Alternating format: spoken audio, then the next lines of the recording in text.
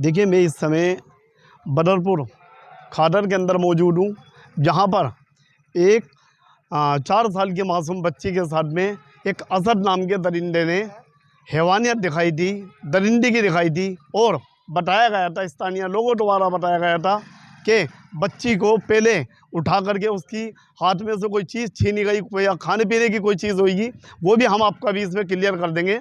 बहरहाल वो छीनने के बाद खेतों की तरफ लेके जाता है और ले जाने के बाद वहाँ पर वो ठीक उसी तरीके से अपनी दरिंदगी का शिकार बनाता है जो उसके दिल और दिमाग में था। हम उस दरिंदे के घर पे भी जाएंगे, उस हैवानियत के घर पे जाएंगे और देखेंगे कि कितना बड़ा उसका घर है और क्या उसका परिवार है और उसके परिवार ने उसके ऊपर क्या ऑब्जेक्शन लिया। लेकिन उससे पहले हम बात करेंगे जो मासूम बच्ची थी 4 साल की, उसके रिश्तेदारी में कोई लगते हैं, बात करेंगे और उनसे जानकारी लेंगे कि क्या पूरा मामला है। क्या नाम है? जरीफ। गरीब जी, क्या मतलब बताओगे कि किस तरीके से हुआ था ये बच्ची यहाँ खेल रही थी। अच्छा, किस साइड में खेल रही थी? ये दुकान के बराबर से खेल रही थी ऐसे। बच्ची यहाँ खेल रही थी, अब यहाँ से कहाँ गई है? यहाँ से जाने के बाद वो कहाँ? आइए आइए मेरे साथ आइए सर। बच्ची यहाँ खेल रही थी और यहाँ से बच्ची को ठीक कहाँ ले जाया गया, अभी हम घटनास्थल पर पहुँचेंगे और लगातार आपको नई अपडेट हम दिखाएंगे। क्या पूरी जानकारी है, क्या पूरे मामलात हैं।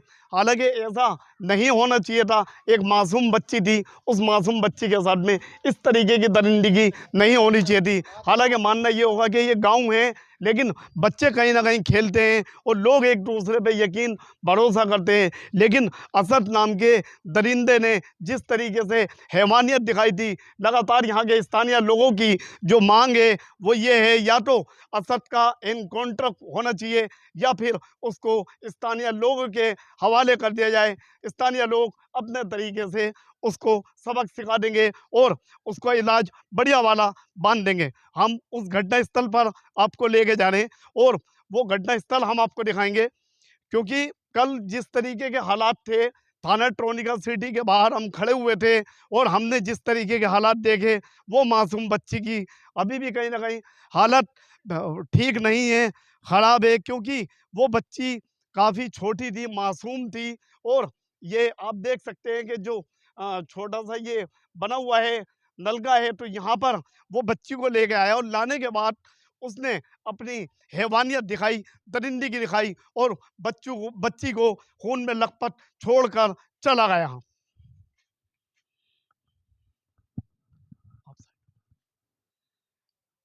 आप अंदाज़ा लगा सकते हैं जिस तरीके से वो बच्ची को यहाँ पर लेके आया था।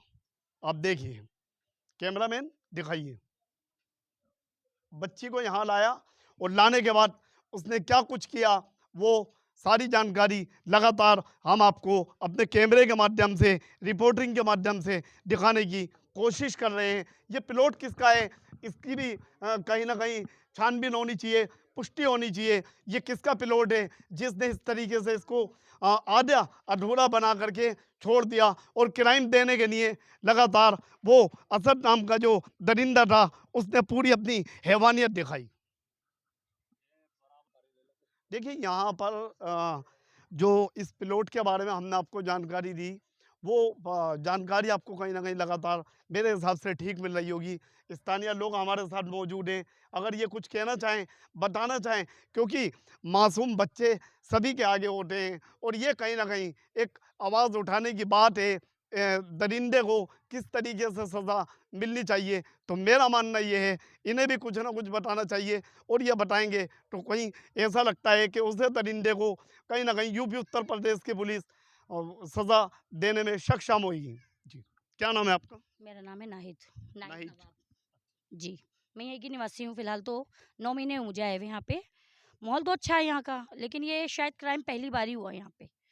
उस टाइम पे मेरे यहाँ बच्चे पढ़ रहे थे, वैसे तो हम 11 बजे तक यहीं बैठे रहते हैं। हमारे पड़ोसी हम लोग, उस दिन लाइट नहीं गई थी और उस चक्कर में पता नहीं चला। लेकिन हाँ, पता हमें यही था कि क्राइम हुआ तो इसी के अंदर हुआ है, क्योंकि ये प्लॉट कम से कम 5-6 महीने से ऐसे ही पड़ा हुआ है। ये मकान किसका है?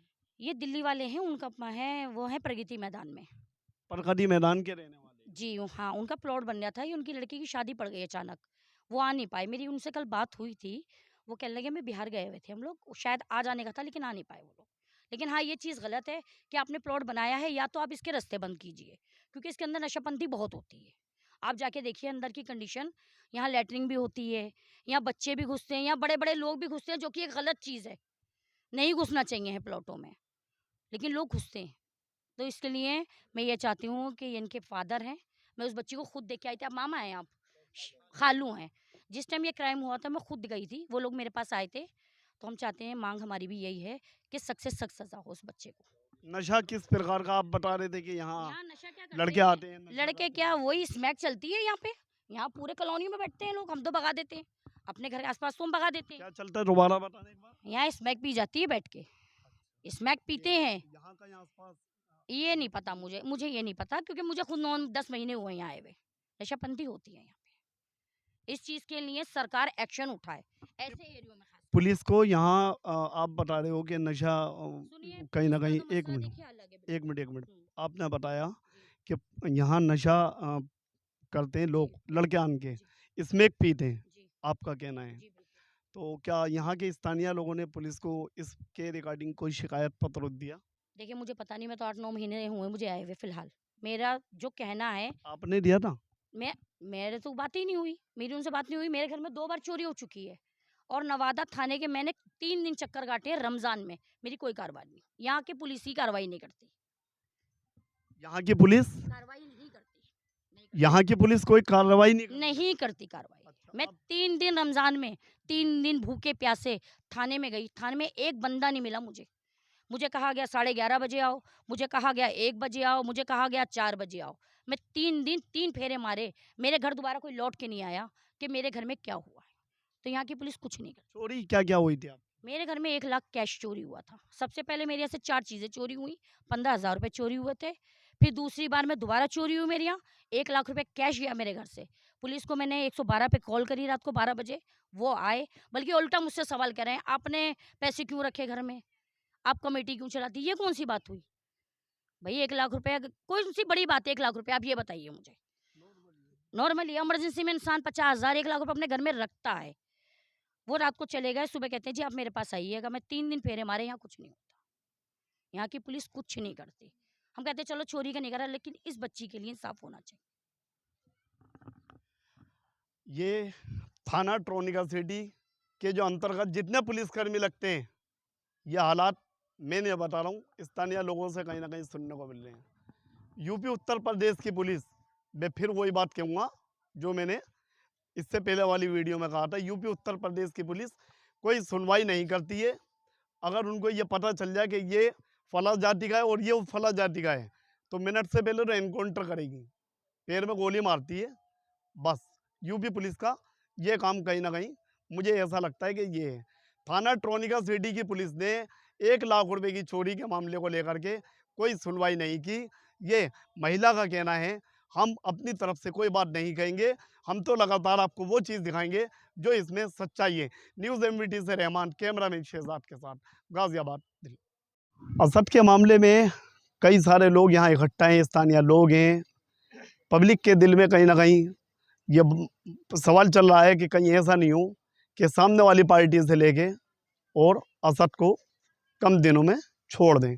आप देख सकते हैं ये महिलाएं किस तरीके से एक गुहार लगा रही हैं। क्या कहना चाहेंगे जी? क्या कहना चाहेंगे, हमें तो इंसाफ चाहिए। हमें तो योगी जी से ये मांग है कि उसको, लड़के को फांसी होनी चाहिए। हमारी बच्ची के साथ इतना बुरा करा, बस हमें तो ये मांग है आप हमारी। बच्ची के कौन हो?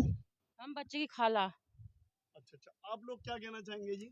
सब लोग यही कहना चाह रहे हैं, क्या कहेंगे, यही फैसला, हमें इंसाफ चाहिए और उसे फांसी होनी चाहिए बस। इतना काम कर दिया उसके बच्ची के साथ। दोबारा बताइए माता जी क्या? हाँ, नो मगर बच्ची के साथ जरा सी बच्ची को ले आया और जी उसके साथ इतनी नाजायज़ती करी, तो बिरादर में दुनिया में हो गया, बदरपुर में ऐसा हो गया। इंसाफ चाहिए। तो ये यूपी उत्तर प्रदेश गाजियाबाद पुलिस से लगातार इंसाफ की मांग कर रहे हैं और इंसाफ कहीं ना कहीं होना भी चाहिए, क्योंकि बच्ची के साथ में बेहद दरिंदगी हुई है। असद का घर हम आपको दिखा दें, यह असद का घर है और असद इसी मकान के अंदर रहता था। फिलहाल अभी वो जेल में है। और हैरानी की बात यह है कि असद को इस तरीके का काम नहीं करना चाहिए था, ये गलत करा। असद के परिवार वालों ने किस तरीके की शिक्षा दी होगी इसका एक अंदाज़ा नहीं लगा सकते। कहाँ तक वो पढ़ा लिखा है ये भी नहीं बता सकते। बेटा एक मिनट साइड हो जाओ आप। तो ये मैं आपको असद का मकान दिखा रहा हूँ, जिस पे यहाँ के जो स्थानीय लोग हैं, जो यहाँ की पब्लिक है, वो लगातार बिल्डोज़र की मांग कर रहे हैं और असद का एनकाउंटर करने के लिए वो लगातार पुलिस से गुहार लगा रहे हैं। क्योंकि 4 साल की मासूम बच्ची थी, उसका क्या हाल हुआ होगा उस समय, जिस समय उस बच्ची के साथ में एक दरिंदगी की जा रही होगी, इसका तो एक अंदाज़ा नहीं है। वो मासूम बच्ची जानती है उसके दिल पे क्या बीती होगी। क्या असद के घर पर असद को ऐसा लगता था कि मेरे परिवार के बीच में ऐसा है कोई जिसके साथ में मैं इस तरीके की हरकत करूं? नहीं, असद ने यहाँ से ठीक 3-4 गली छोड़ करके वहाँ गया और जाने के बाद में बच्ची के साथ में दरिंदगी कर ली।